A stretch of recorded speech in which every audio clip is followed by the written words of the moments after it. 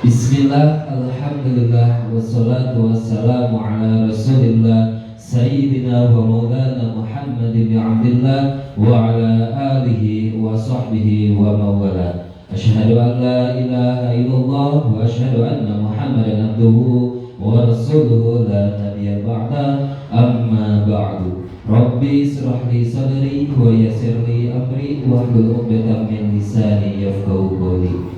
Alaya Sadaqallahul Azim. Yang terhormat Kepala Sekolah SDN Karya Mukti 1, yang terhormat Bapak dan Ibu Guru SDN Karya Mukti 1, dan yang terhormat dan yang kami banggakan teman-teman KKN Universitas Nahdlatul Ulama Cirebon. Pertama-tama dan yang paling utama, marilah kita panjatkan puji beserta syukur kehadirat Allah Subhanahu wa Ta'ala, yang mana berkat taufik dan hidayahnya kita semua bisa berkumpul dalam keadaan sehat walafiat. Tak lupa salawat beserta salam semoga tetap tercurah limpahkan kepada junjungan kita semua, yakni Habibana wa Nabiyana Kanjeng Nabi Muhammad Sallallahu Alaihi Wasallam. Tak lupa kepada keluarganya, para sahabatnya, para tabi'in, atba'ut tabi'at, sampai kepada kita selaku umatnya. Amin ya Allah ya Rabbal Alamin. Hadirin rahimakumullah, pada kesempatan kali ini saya selaku pembawa acara ingin menyampaikan beberapa acara. Yang pertama pembukaan, yang kedua sambutan dari kepala sekolah, yang ketiga acara inti, dan yang keempat doa serta penutup. Untuk dan tak lupa, tanpa berlama-lama, marilah kita buka acara ini dengan bacaan basmalah bersama-sama. Bismillahirrahmanirrahim. Lanjut kepada acara yang kedua, yaitu menyanyikan lagu Indonesia Raya. Hadirin dimohon untuk berdiri.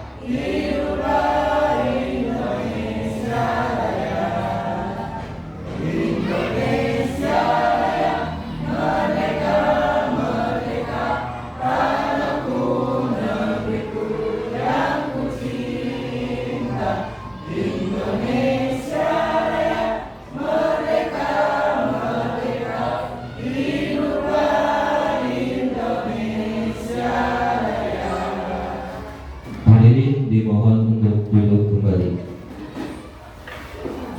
Acara selanjutnya yaitu sambutan dari kepala sekolah. Kepadanya kami persilakan.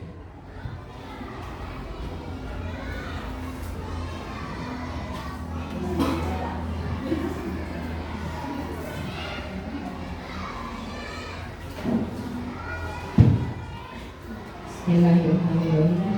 Assalamualaikum warahmatullahi wabarakatuh.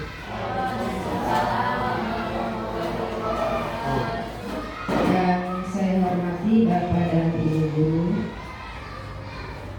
yang saya hormati dan cintai mahasiswa KKN dari Fakultas Nahdlatul Ulama dari Cirebon.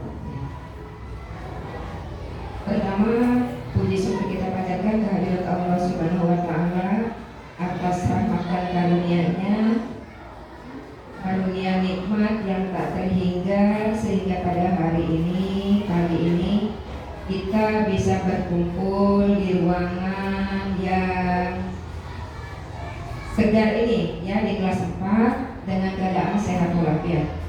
Salawat dan salam kita haturkan pada junjungan kita Nabi Muhammad SAW, kepada keluarganya, sahabatnya, dan umatnya. Kita di dalamnya semoga mendapat syafaat yaumil akhir nanti. Amin Allah ya rabbal alamin.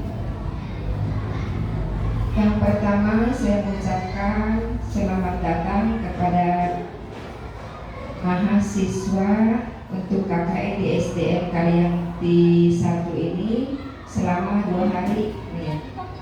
2 hari apa? Oh, 2 bulan. 2 bulan. Oh, 1 hari, 2 hari lah, ya.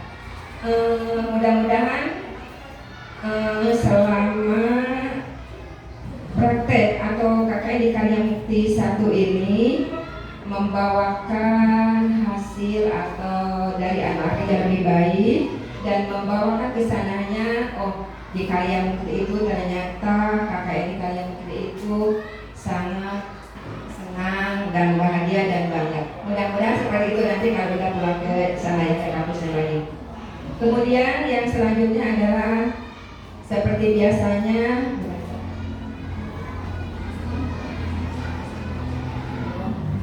di acara sebenarnya untuk calon guru penggerak ini, mudah-mudahan untuk kedepannya Budia ini lebih lancar lagi, sukses lagi yang akan datangnya, dan diikuti oleh peserta guru yang sekarang dalam proses PPG.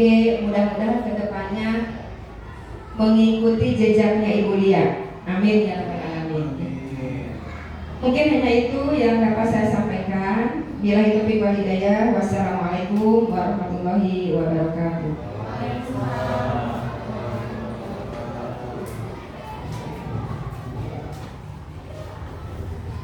Terima kasih kepada Ibu Kepala Sekolah yang telah menyampaikan sambutannya. Acara selanjutnya yaitu menyebarkan pemahaman dan penerapan pengalaman budaya positif oleh Ibu Lia Rosliani. Kepadanya kami persilakan.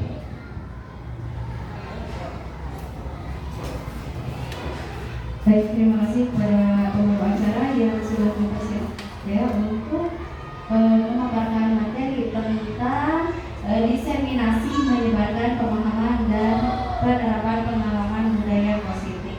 Sebelumnya saya ingin menyapa Bapak Ibu guru hebat semuanya. Salam bahagia, salam guru penggerak. Dari saya calon guru penggerak angkatan ke-11 Kabupaten Karawang. Hari ini merupakan tugas saya di akhir modul 1, yaitu modul 1.4, untuk melakukan diseminasi dalam topik menyebarkan pemahaman dan penerapan pengalaman budaya positif. Ya, namun sebelum menginjak ke materi lebih jauh, saya ingin mengajak ice breaking dulu supaya meningkatkan motivasi dan konsentrasi dalam mengikuti kegiatan ini. Ya, coba clue-nya sekarang untuk hipnotisan. Clue-nya sekarang, konsentrasi clue-nya. Hitungan ya. Kalau 2 itu 3, 5 itu 4. Ulang ya. Kalau 2 itu 3, 5 itu 4, 10 berapa? 7. Iya, 7. Jangan dikasih tahu gimana. Coba yang lain. 2 itu 3. 2 itu 3. 5 itu 4. 17 berapa? Ayo. 10. Iya, 10. Masih berapa? Jadi kalau 2 dihitung D, U, A, jadi 3. Itu kan hitungan. U-nya hitungan. 4 E, M, P, H, D. Ya. 5 L, I, M, A, 4 kan? Iya. Sehat.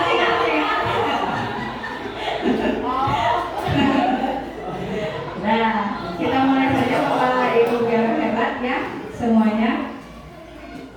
Belum assalamualaikum ya? Udah. Assalamualaikum warahmatullahi wabarakatuh. Ya, mohon maaf yang sebesar-besarnya kedua kalinya saya meminta Bapak Ibu guru hebat semuanya dalam pelaksanaan kegiatan seperti ini ya untuk kali keduanya. Nah, namun di sini saya mungkin waktunya lebih singkat dibandingkan yang pertama kalinya. Jadi minimal 1 jam. Nah, oke, baik kita mulai saja dalam materi menyebarkan pemahaman dan penerapan pengalaman budaya positif. Lanjut, Pak Firman. Nah, di sini banyak konsep inti dari budaya positif. Apa sih budaya positif tersebut? Jadi budaya positif itu bisa dihasilkan atau diwujudkan mulanya dari penerapan disiplin positif di sekolah. Penerapan disiplin positif di sekolah itu lama-lama akan menjadi budaya positif di sekolah tersebut. Nah, apa saja yang menjadi konsep intinya? Yang pertama, perubahan paradigma belajar. Ini ya, kurikulum juga mempengaruhi. Dari tadinya kita TSP, kemudian Kurtilas, sekarang terakhir adalah Merdeka Belajar atau kurikulum Merdeka. Kemudian tadi yang sudah saya jelaskan di awal, disiplin positif. Bagaimana kita cara menerapkan disiplin kepada anak-anak kita tentunya, dan juga kita harus mencontohkan disiplin itu sendiri pada diri kita sendiri. Baru kita bisa menumbuh kembangkan disiplin pada anak didik kita, ya. Kemudian lanjut, nilai-nilai kebajikan. Jadi bukan kebijakan, kebajikan. Apa sih nilai-nilai kebijakan? Kebajikan, nilai-nilai kebajikan universal seperti misalnya saling menghargai. Di situ ada nilai kebajikan, toleransi, ya. Kemudian kejujuran ada, tidak mencontek saat ulangan. Itu nilai kebajikannya termasuk ke dalam kejujuran. Paham ya? Dan lain-lainnya, misalkan bertemu dengan Bapak Ibu guru mengucapkan salam atau mencium tangannya, itu merupakan nilai dari kesantunan, ya. Mungkin seperti itu. Ada 10 nilai-nilai kebajikan universal. Kemudian kebutuhan dasar manusia. Di sini nanti akan dijelaskan kebutuhan dasar manusia itu apa saja yang harus kita penuhi. Ada kebutuhan dasarnya, ada 5 kalau tidak salah ya. Yang pertama ada kebutuhan akan kasih sayang, kebutuhan kebebasan, dan lain sebagainya. Nanti dijelaskan di slide berikutnya. Kemudian motivasi perilaku siswa. Apa sih motivasi yang menyebabkan atau menjadi penyebab seseorang berperilaku demikian? Pasti ada sebab-sebabnya atau penyebabnya, ya. Kemudian, nah di sini yang penting bagi kita yaitu posisi kontrol seorang guru. Ada yang disebut manajer, ada sebagai teman, pemantau, penghukum, atau pemberi rasa bersalah terhadap siswa. Nah, kita nanti termasuk yang manakah dari 5 posisi kontrol tersebut? Kemudian keyakinan kelas. Kenapa disebut keyakinan kelas bukan kesepakatan kelas? Ya, di sini bedanya keyakinan kelas dengan peraturan kelas, yaitu kalau keyakinan kelas itu dibuat bersama-sama dengan murid, guru dengan murid. Murid memberikan ide-idenya, apa sih kesepakatan atau peraturan yang harus diterapkan di kelas tersebut. Misalkan, yuk anak-anak, kalian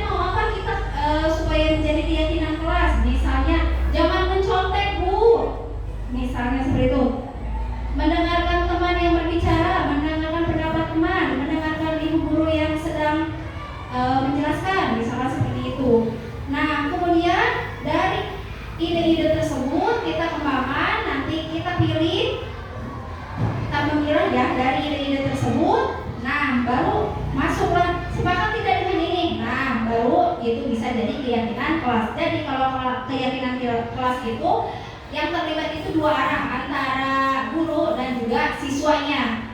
Kalau misalkan peraturan kelas itu kadang seperti misalnya gunakan helm ketika sedang mengendarai motor, itu termasuk peraturan bukan? Peraturan kan? Ya, seperti itu. Nah, kalau keyakinan kelas mah beda. Jadi ada ide dari dua arah, dari siswa dan juga gurunya. Misalkan guru dan murid saling menghargai. Jadi dari kata-katanya sudah berbeda. Kemudian ada segitiga restitusi. Nanti kalau misalkan kita menghadapi kasus-kasus yang terjadi pada pendidikan, misalkan pada siswa kita, misalkan ada anak yang suka mencontek, ada anak yang tidak mengikuti tata tertib sekolah, ada anak yang terlambat. Nah, kita gunakan segitiga restitusi tadi yang ada menstabilkan identitas, kemudian membuat keyakinan dan memvalidasi tindakan gitu. Lanjut Pak Firman. Nah, kita bahas yang pertama.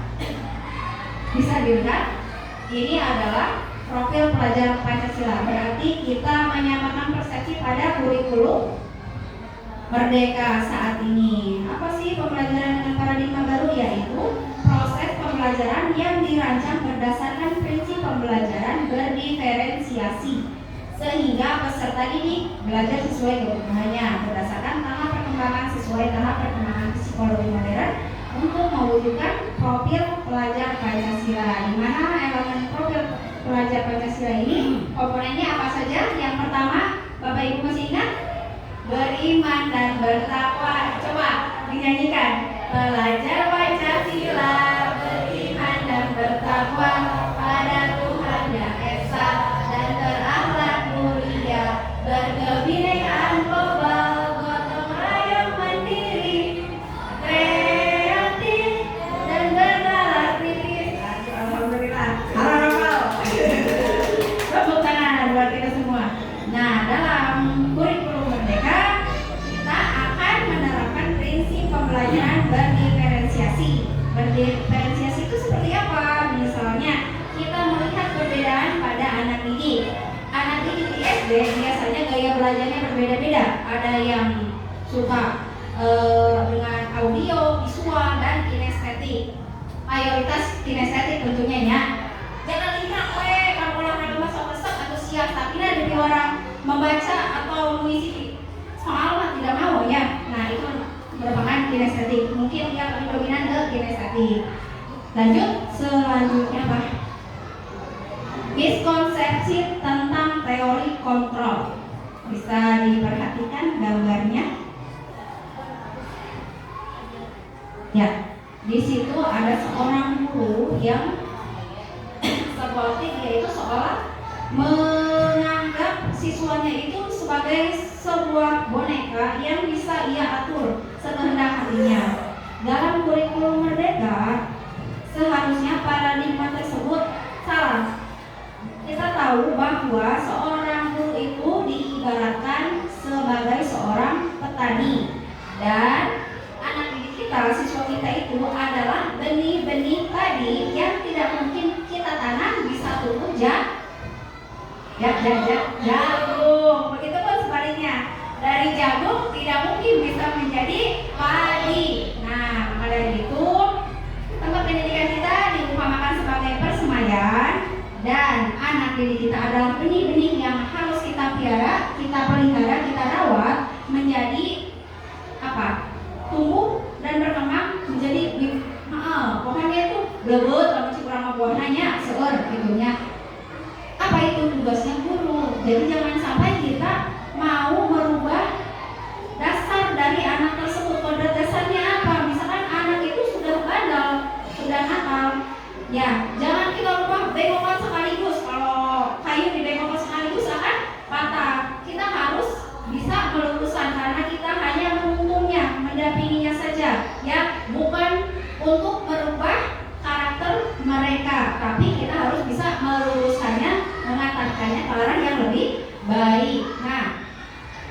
konsepsi tentang teori kontrol yang pertama yaitu ilusi bahwa guru dapat mengontrol murid.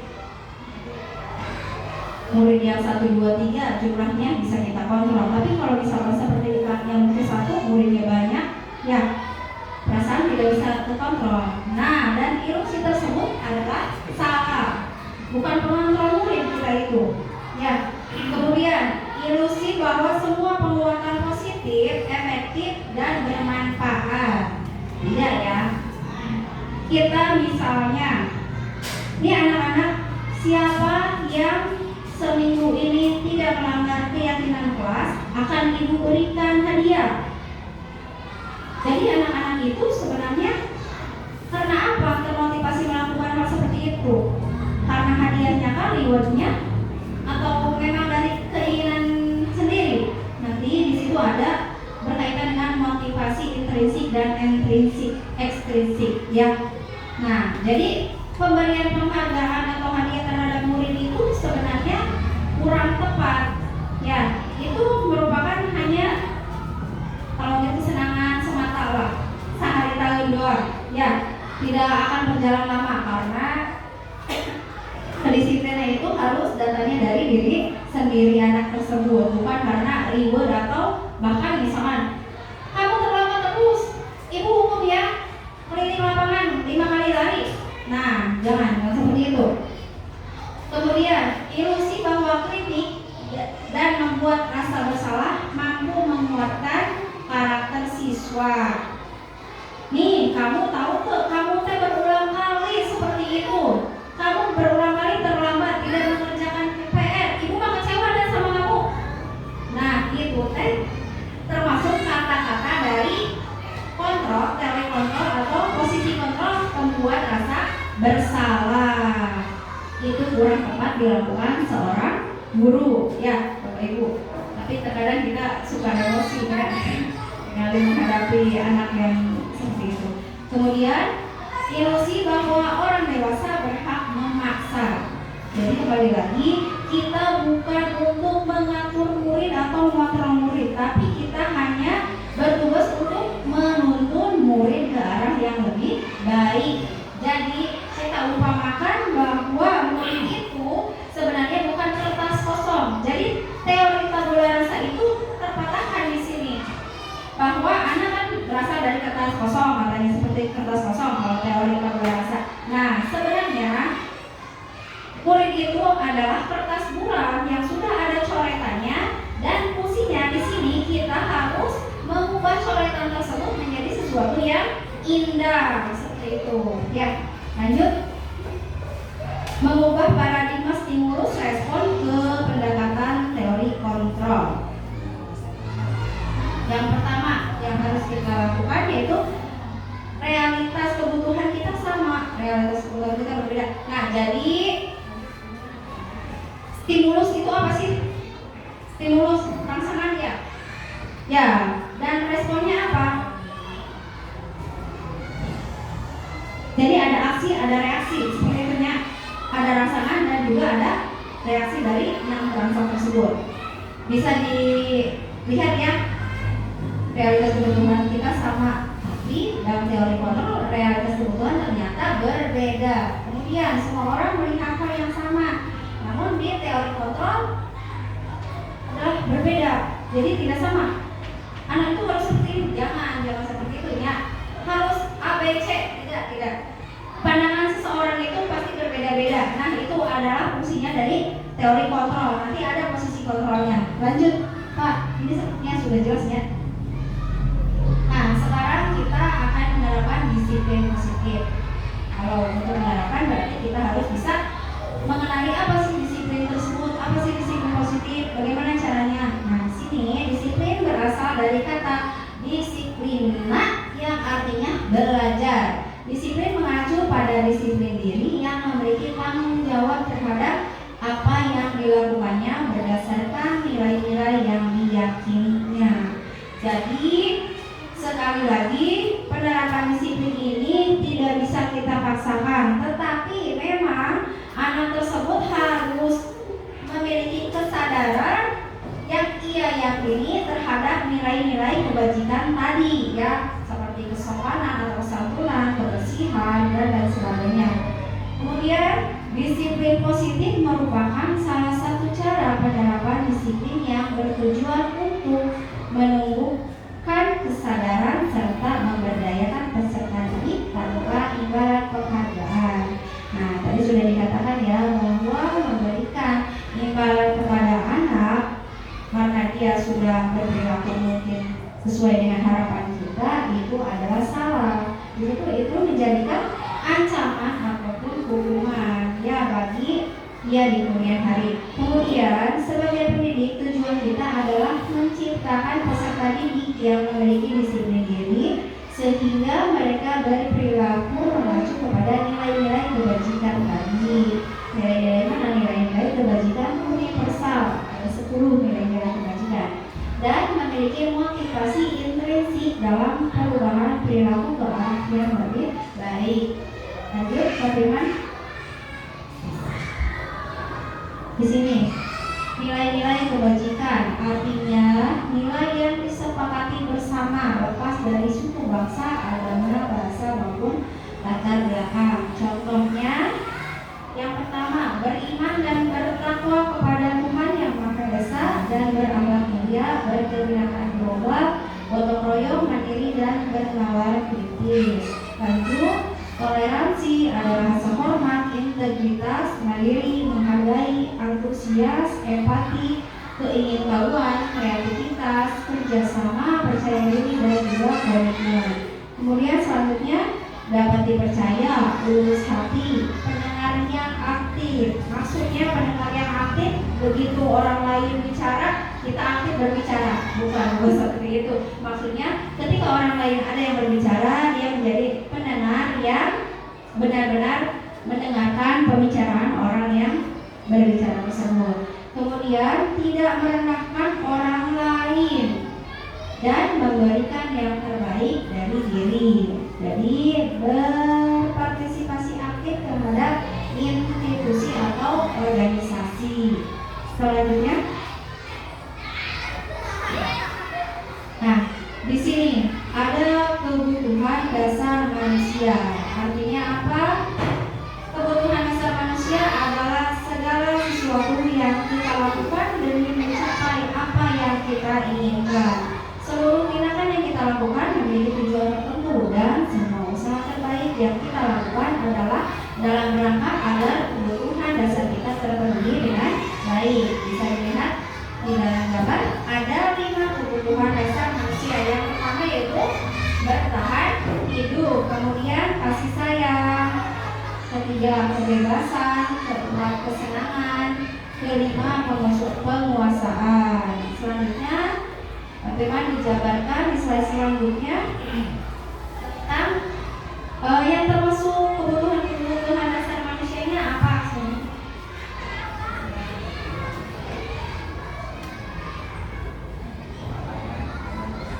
Oh udah, oh iya, kirain masih slide-nya sama.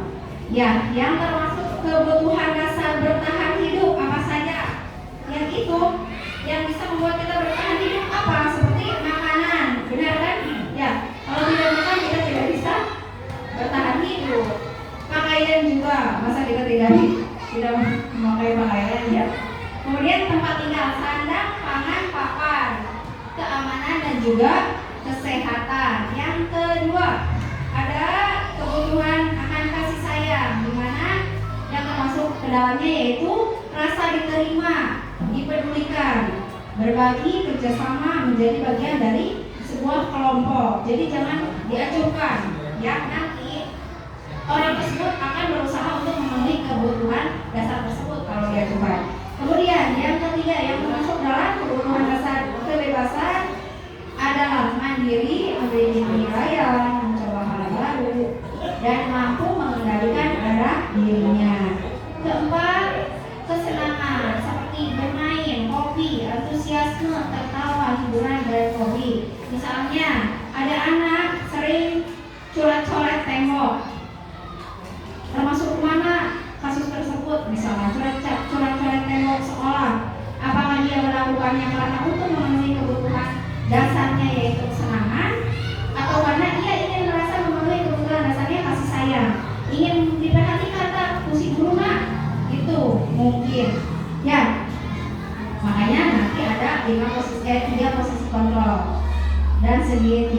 Dewan Posisi Kontrol dan Sedia Restitusi untuk menangani kasus tersebut. Yang terakhir yaitu kebutuhan untuk penguasaan, di mana di sini harga diri, keinginan untuk dianggap memimpin, berprestasi, diakui dan didengarkan.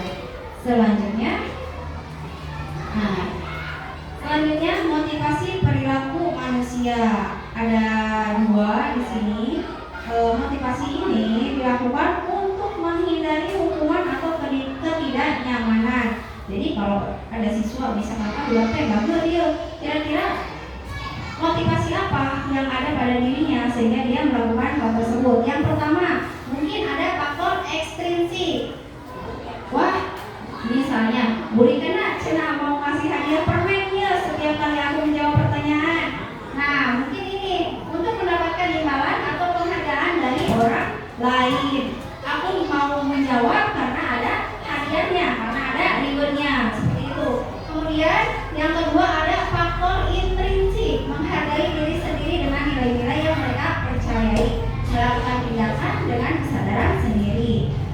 Aku bisa menjawab loh nomor 1 dan aku dikasih hadiah, tapi aku lakukan dengan apa? Karena keinginan sendiri. Aku harus bisa jadi seperti apa yang diharapkan dan dicita-citakan. Kemudian di sini ada hukuman, ada konsekuensi dan ada restitusi.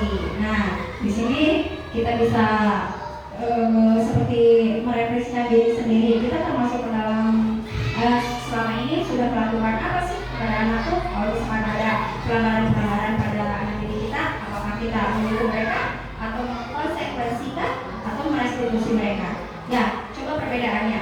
Kalau hukuman tidak terencana atau tidak tiba-tiba datang, misalkan setelah 10 menit, kenapa tadi terlambat? Tadi tuh, kelapan atau bersih itu WC sekolah. Nah, itu termasuk hukuman. Murid tidak tahu apa yang akan terjadi, jadi spontan.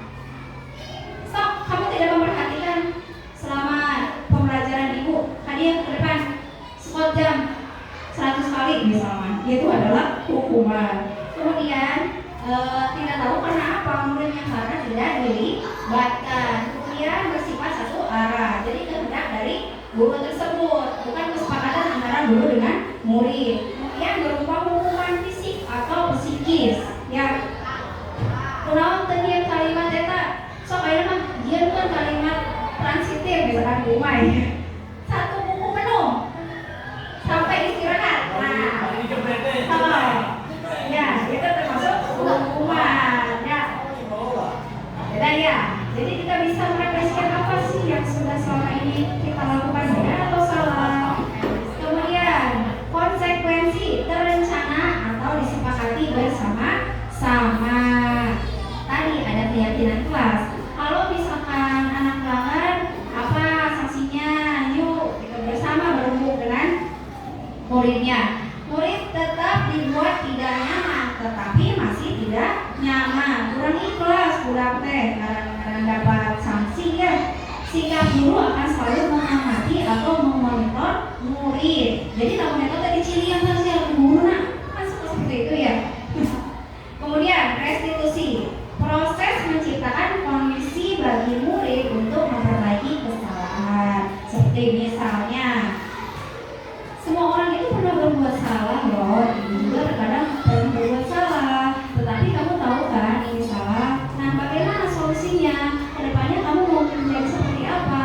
Seperti itu. Kalau restitusi mungkin lebih sopan, lebih terarah, dan anak pun seperti tidak tersiksa lah, gitu ya, tidak merasa bersalah. Bukan tidak merasa bersalah, maksudnya tidak tertekan. Kemudian ada proses kolaboratif yang mengajarkan murid untuk mencari solusi sendiri. Misalnya ngobrol lain ketika belajar anak teh, kita panggil, yuk panggil, tong pas hari tadi carikan, mana mah batu caricing ngobrol wae, gitu. Ya, teman hati pisan. Panggil ke yang seharusnya, panggil ke ruang guru, nanti ke kantor ya, temuin ibu. Nah, nanti di sana kita selidiki kenapa anak tersebut berbuat seperti demikian, gitu ya. Cari tahu dulu penyebabnya apa, kemudian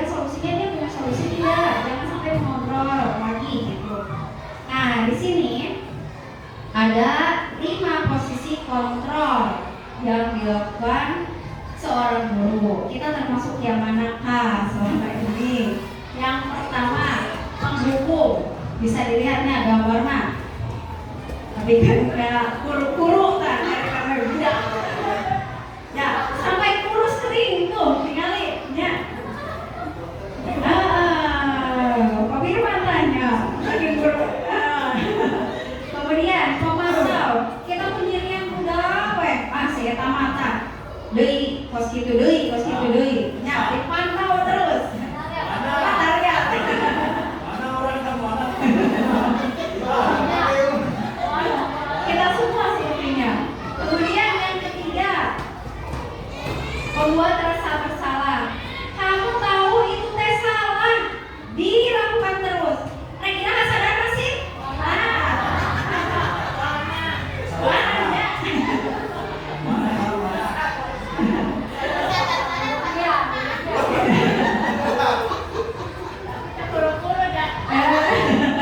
Asupan gizinya sangat tercukupi. Abang paling awal pasti mah. Kemudian yang keempat selanjutnya posisi kontrol sebagai teman. Jadi diajaknya budak teh, ibu keosok siapa gitu. Karena ibu melakukan kesalahan seperti itu, berubah ya dari ibu. Nah, kita berubah jadi Power Ranger.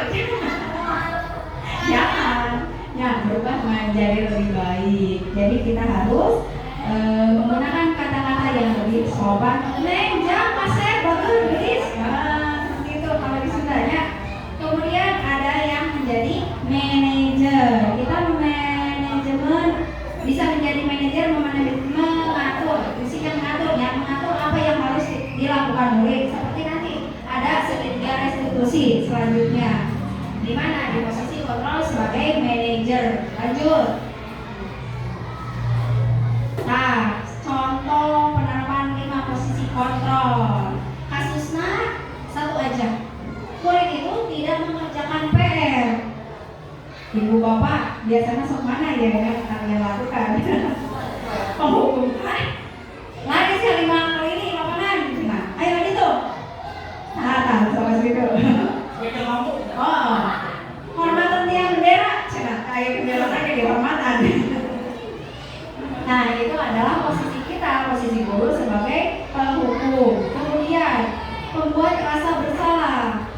Tadi berapa kali ibu atau bapak sudah bilang, tapi kamu tetap saja mengecewakan ibu. Kok masih? Kira-kira sadar nak? Nah, itu kan jadi pulang tuh, lu orang salah deui, gitu ya. Nah, itu membuat rasa bersalah. Kemudian posisi sebagai teman. Neng, kenapa tidak mengerjakan PR? Jangan diulangi ya.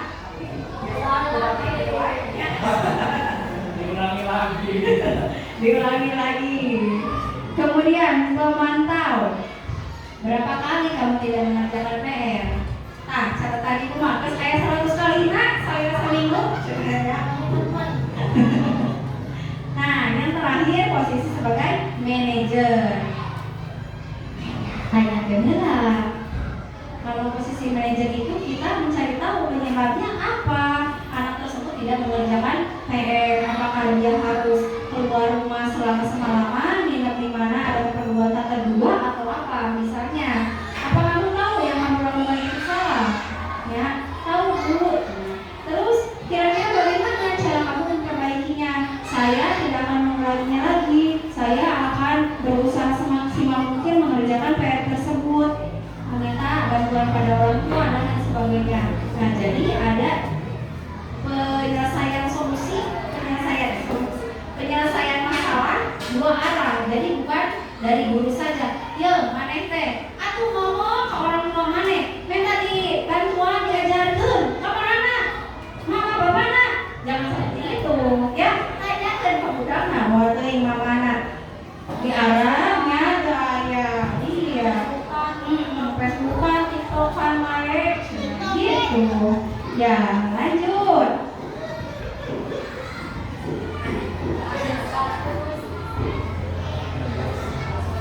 Kemudian posisi kontrol manakah aku? Nah, sok Bapak Ibu biasa merefleksikan diri sendirinya selama ini. Saya kecewa sekali dengan kamu. Tadi naon ieu? Posisi kontrol mana? Coba. membuat rasa bersalah. Kemudian, apa rencanamu untuk menyelesaikan masalah ini? Apa itu? Manajer. Pintar, kamu tidak pernah mendapatkan nilai jika tidak melakukannya. Apa itu? Terdapat nilai yang mengerjakan. Coba, ayo. Pemulung. Kemudian, kamu tidak pernah benar melakukannya. Berarti apa itu? Pemantau. Iya. Nah, selanjutnya, ayo melakukan demi apa itu ya? Taman. Pinter.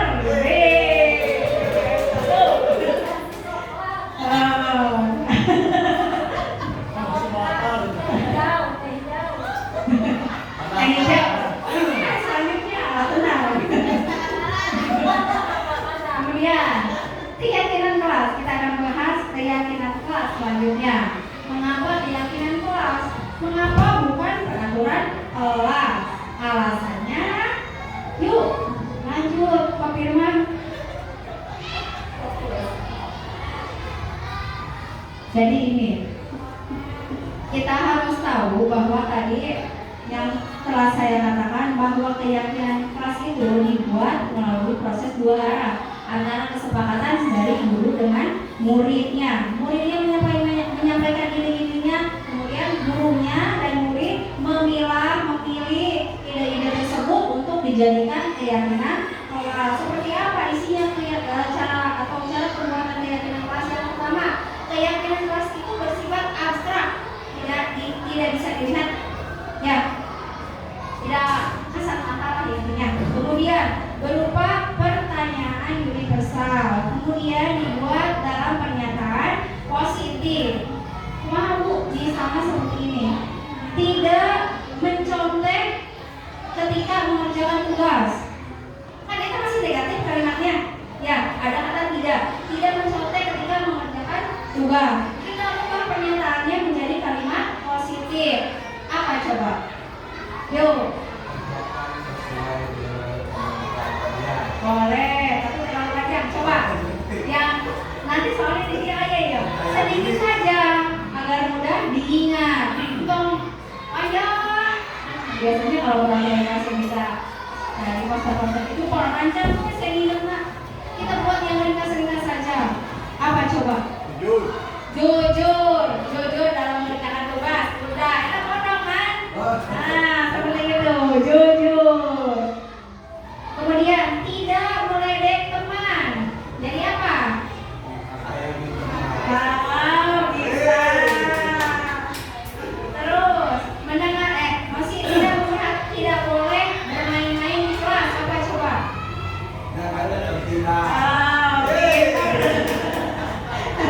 Mungkin mahasiswanya mau menyumbangkan. Kemudian sesuai dengan kondisi sekolah atau kelas. Misalnya kita harus melihat keyakinan kelas tersebut. Lihat sekali ini kelas itu kira-kira bisa tidak menciptakan keyakinan kelas yang poin ini. Jadi ditinggali dari siswanya, kondisi kelasnya juga ya. Kemudian melibatkan semua warga sekolah atau warga kelas dalam pembuatannya. Jadi bukan hanya guru terapkan yang nanti peraturan kelas, keyakinan kelas ya kalau di sini, jangan peraturan kelas. Kemudian ada disepakati bersama. Jadi jangan salah satu pihak yang menyepakati tapi yang lainnya merasa dirugikan. Oke, selanjutnya. Nah, di sini segitiga restitusi. Apa boleh menyebut restitusinya? Suatu dialog yang dijalankan oleh guru untuk menghasilkan murid yang mandiri dan bertanggung jawab. Tahapannya ada 3. Yang pertama, menstabilkan identitas, kemudian menanyakan keyakinan, dan terakhir validasi tindakan yang salah. Selanjutnya ada penjelasannya. Terima kasih. Menstabilkan identitas teh. Nah, di sini menstabilkan identitas berdasarkan prinsip membuat kesalahan adalah bagian dari pembelajaran. Jadi misalkan anak teh telat datang ke kelas pas istirahat jajan we ngagosip we budak teh nya di kantin teh. Jadi kita teh mana emang telatnya di jero mana karek datang. Jangan salah seperti itu. Neng, kenapa telat? Ya, tanya heula apa penyebabnya. Berbuat salah itu wajar. Oh, tadi saya jatuh, Bu. Jadi 15 menit saya ada di kantor, diobatin dulu sama Bu Ana. Suruh istirahat dulu. Jadi saya telat datang ke kelasnya. Maaf ya, Bu. Oh, tidak apa-apa. Ibu juga pernah seperti itu kok. Gitu ya. Jadi kita harus menyampaikan pada murid bahwa tidak ada manusia yang sempurna. Yang sempurna itu hanya rokok. Kemudian ibu bapak juga pernah melakukan kesalahan. Kemudian selanjutnya ibu bapak tidak mencari siapa yang salah, tapi kita harus bersama-sama mencari solusi bersama. Selanjutnya tahapan memvalidasi tindakan. Jadi di sini yang diterapkan adalah prinsip setiap perilaku itu berupaya untuk memenuhi kebutuhannya. Tadi yang sudah saya katakan, misalkan budak teh muter-muter we pulpen we atau apa we nya sok ada-adanya yang anak kelas 2. Tidak bisa disebutkan lah namanya, tahu mereka kuliah tahu. Semua nyobek kertas ke buku ya menuju belajar. Itu anak padahal apa sih sebenarnya yang dia lakukan? Apakah karena ingin memenuhi kebutuhan akan kesenangan, iseng misalnya, hobi gitu atau karena ingin perhatian, iya, kasih sayang dari gurunya, ya. Nah, jadi kamu pasti punya alasan kenapa melakukan itu kalimatnya. Neng, kurang nyuek kertas. Saya mau kertasnya, bukunya disobek-sobek. Jadi kita tanyakan dulu penyebabnya. Kemudian, padahal bisa saja kamu melakukan lebih dulu daripada itu. Ayeuna neng nyobek kertas, buat yang kemang ngebatin mejanya. Bagi guru. Jangan seperti itu. Terus kamu patut bangga karena dapat melindungi yang penting bagimu. Ayo, menanyakan keyakinan. Yang diterapkan di sini adalah prinsip bahwa teori kontrol pada dasarnya kita termotivasi secara intrinsik. Jadi kita melakukan apa yang kita lakukan itu berdasarkan faktor intrinsik yang asalnya dari dalam diri kita sendiri. Tanyakan apa keyakinan kelas kita tadi, karena keyakinan kelas merupakan kesepakatan bersama antara guru dan murid. Jadi tanya tuh, misalkan anak terlambat datang ke sekolah, sementara di keyakinan kelas ada datang tepat waktu, ya, misalkan disiplin waktu atau lebih pendeknya supaya mudah diingat. Tinggal itu mana kira-kira yang nggak melanggar. Oh iya Bu, saya melanggar disiplin waktu. Nah jadi bilangnya kelas nanti. Kemudian nilai apa yang telah kita sepakati dari disiplin waktu itu? Nilai apa? Nilai dari disiplin. Nah iya. Contohnya apa?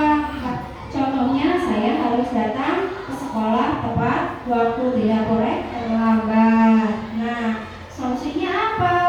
Kamu mau jadi seperti apa ke depannya? Gitu ya. Oh nanti saya berjanji Bu, saya tidak akan mengulangi lagi keterlambatan hari ini. Misalkan ya saya mulai besok tidak akan terlambat datang lagi ke sekolah. Seperti itu. Selesai, terima kasih. Cukup Bapak Ibu. Ada yang mau menanggapi? Boleh? Dari Bapak Ibu mahasiswa? Ayo. Boleh? Boleh? Itu sebenarnya. Bertanya.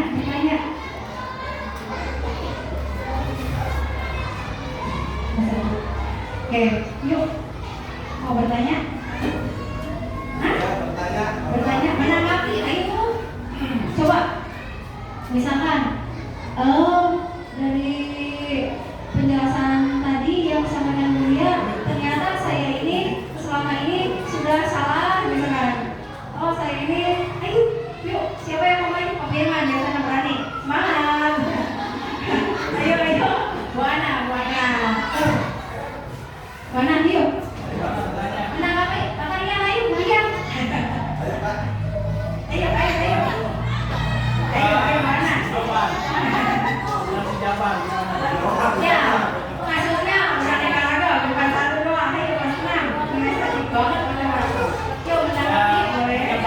menjaga sekolah kamu kan. Misalnya kenakalannya. Ayo, Siswa. tips-tipsnya. Ayo, menanggapi ayo.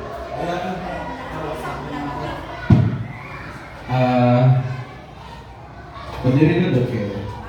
Berdiri ya. Iya lah, ya.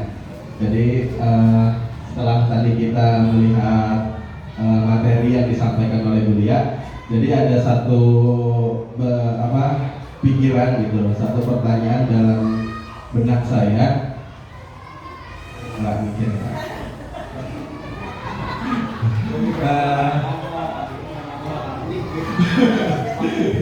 Ditembakan soalnya. Tadi kan ada kesepakatan kelas ya.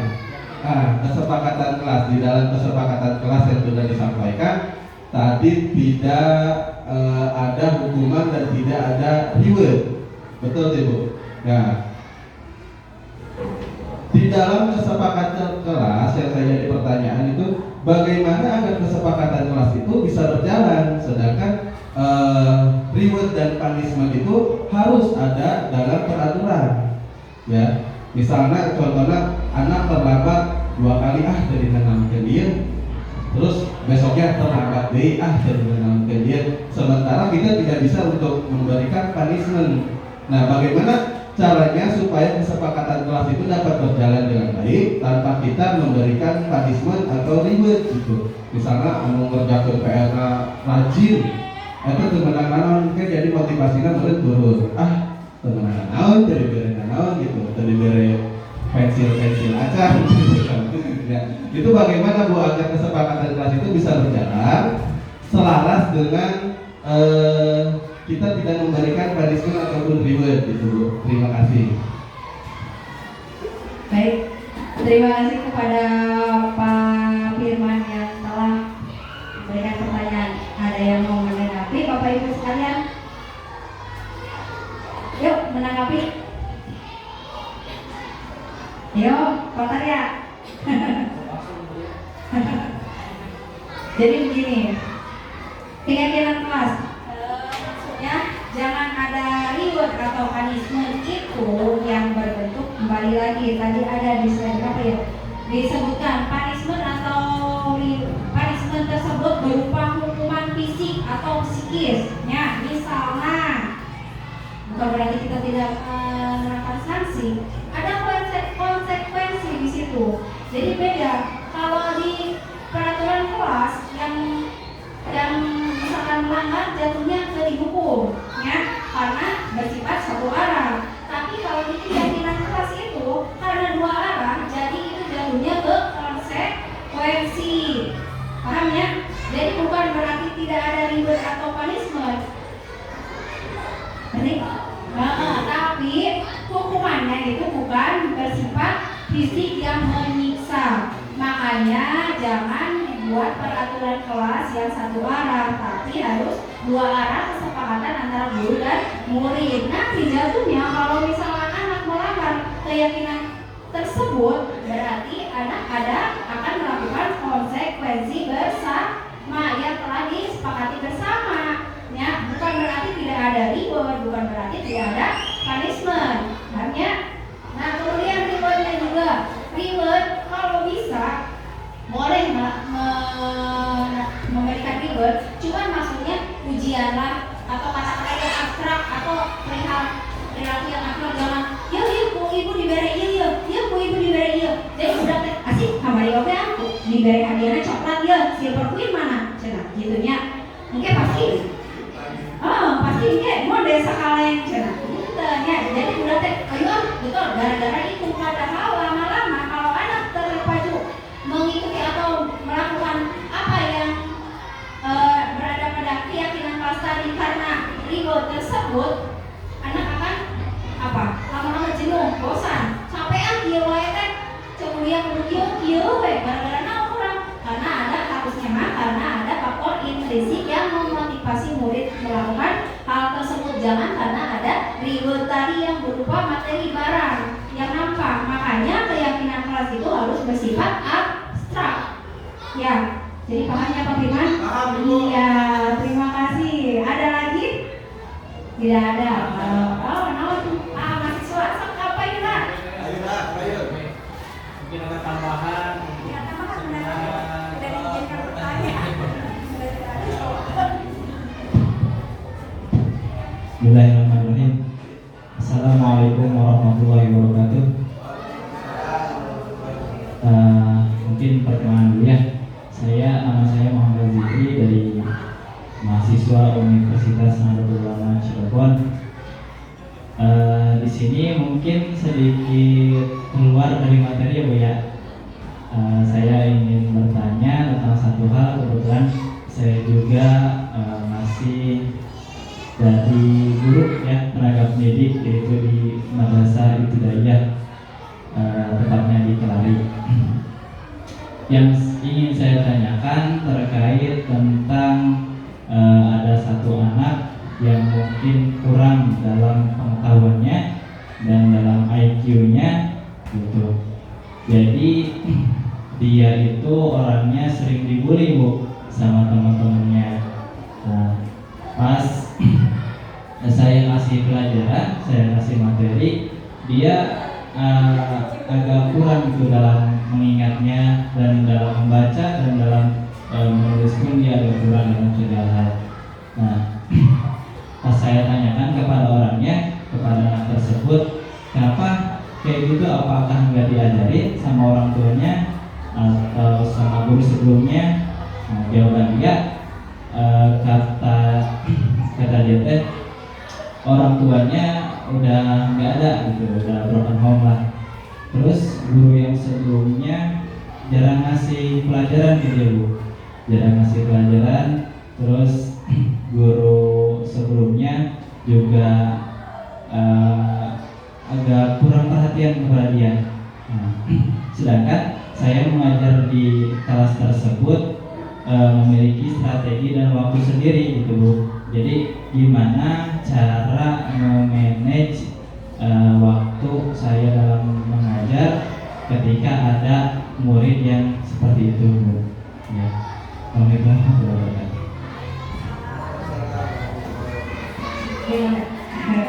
Terima kasih kepada Kak Jikri. Jikri ya? Oh, Jikri Daula gitu. Ya. Atas pertanyaannya, memotivasi sekali ya. Mungkin Bapak Ibu guru hebat yang lain bisa memberikan wali kelas yang banyak pengalaman yang menghadapi keanekaragaman gaya belajar siswa. Yuk, yang siswanya sangat banyak. Baik, kalau tidak ada izinkan menjawab sebisanya saya ya. Oke, Assalamualaikum warahmatullahi wabarakatuh. Berbagi pengalaman saja, bukan menjawabnya, cuma berbagi pengalaman. Mungkin pengalaman atau pendapat orang berbeda-beda. Nah, di sini saya merupakan guru mata PAI, di mana memiliki tadi keterbatasan waktu 3 jam dalam 1 minggu ya. Jadi untuk menerapkan karakter anak itu seperti apa? Ya, dalam kurikulum Merdeka, benar ya Pak, 3 jam untuk PAI.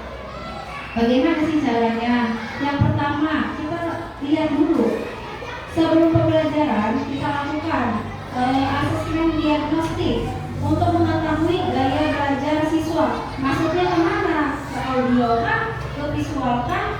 Atau kinestetik? Makanya anak tidak paham atau misalkan kurang dalam pengetahuannya. Tadi misalkan latar belakangnya, berarti AJK sudah melaksanakan restitusi, mengetahui atau menelaah penyebabnya anak tersebut seperti apa dan mendapatkan jawabannya. Kemudian yang perlu dilakukan adalah yang tadi, satu tahapan restitusi tadi sudahnya. Yang pertama apa? Memvalidasi tindakan bukan memvalidasi tindakan apa? Menstabilkan identitas dengan mengetahui penyebab apa yang menjadi menjadi penyebab yang dilakukan tersebut apa sih? Ya, tadi sudah. Kemudian menstabilkan identitas sudah, memvalidasi tindakan belum. Selanjutnya tadi keyakinan tersebut harus didapatkan menanyakan keyakinannya. Nah, untuk kasusnya siswa tersebut seperti itu tadi retribusinya udah. Nah, kemudian karena ada keterbatasan jam mengajar, bagaimana sih Bu caranya? Tadi yang pertama kita harus lakukan adalah mengasesmen diagnostik. Jadi kita bisa mengetahui gaya belajar siswa itu beraneka ragamnya. Masuk ke mana sih bulan GT? Nanti kita terapkan dalam kurikulum merdeka itu ada pembelajaran berdiferensiasi. Pembelajaran yang mengutamakan kebutuhan murid.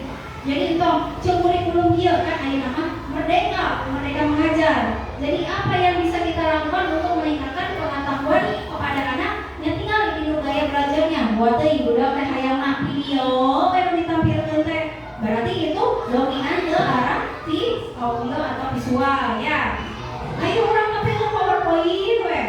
Biasa atau video pembelajaran lainnya. Kemudian udah kan dominannya ke audio, berarti kita bisa ceramah atau menceritakan hal-hal yang menginspirasi, bisa. Kemudian titik-titik sosial drama lah, bisa ya, diorama bisa kita lakukan tersebut. Caranya yang kedua,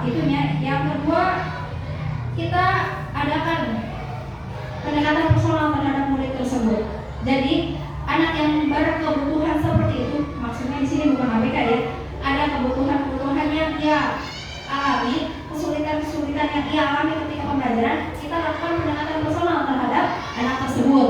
Ya, jangan diabaikan kayak anak konstitusi, terus pengen budak teh beda yang lain, dan kita abaikan saja. Justru itu salah. Kita sebagai guru justru harus mendukung anak seperti tersebut, jangan malah mengacungkannya atau menjauhnya. Kemudian memberikan bimbingan dan terutama kepada anak-anak pemuli tersebut, pembulian tadi. Jadi jangan satu anak saja yang kita pedulikan, anak lain pun yang membulinya juga kita harus berikan pemahaman, berikan contoh juga cara penerapan disiplin positif, saling menghargai satu sama lain. Jadi jangan hanya kita budak, ayo kita terapkan disiplin positif, kita harus saling menghargai, sementara kita tidak bisa menghargai murid kita. Jadi salah. Jadi harus ada contoh dari kita sebelum kita terapkan terhadap murid. Mungkin seperti itu, ya. Dan semua paham asal ngajarnya. Mungkin sekian dari saya. Wabillahi taufiq wal hidayah. Wassalamualaikum warahmatullahi wabarakatuh. Saya kembalikan kepada MC.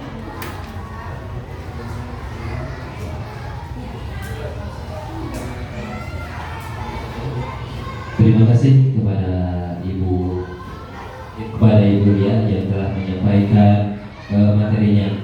Mudah-mudahan apa yang disampaikan oleh Ibu Lia ada manfaatnya bagi kita semua. Untuk selanjutnya yaitu pembacaan doa yang akan dibacakan oleh Muhammad Zikri. Kepadanya kami persilakan.